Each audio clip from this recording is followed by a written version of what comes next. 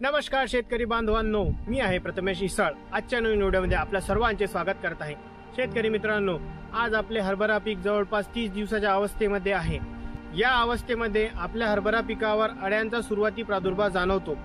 सोबतच हरभऱ्याची या अवस्थेमध्ये अतिरिक्त वाढ होऊ नये, काहीक वाढ होऊ नये यासाठी आपण नियोजन पाहणार आहोत। तर शेतकरी मित्रांनो, आजच्या या व्हिडिओमध्ये आपण मुख्यतः अळ्यांचे नियंत्रण व हरभऱ्याची काहीक वाढ कशी आटोप्यात आणायची हे बघणार आहोत। शेतकरी मित्रांनो, हरभऱ्याच्या 30 दिवसाच्या अवस्थेमध्ये अळ्यांची सुरुवाती अवस्था असते। ही अवस्था नियंत्रित करणे अत्यंत महत्त्वाची ठरते।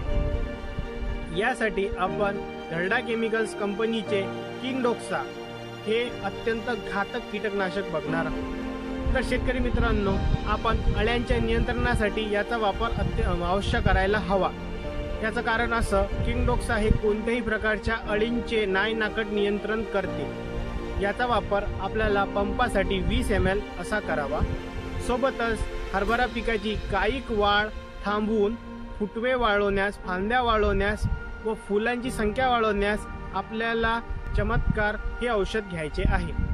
ह्या औषधीच्या वापराने आपल्याला फांद्यांची संख्या वाढेल, फुलांची संख्या वाढेल व हरभऱ्याची काहीक वाढ थांबेल व हरभऱ्याचा डेरेबाज फुटवेपणा वाढेल आणि हरभऱ्यात गर्द काळा हिरवा रंग आणेल। याद्वारे जर आपण किंगडोक्सा आणि चमत्कार याचा सोबत वापर केला तर आपल्याला हरभऱ्याचे उत्पादन नक्की वाढेल।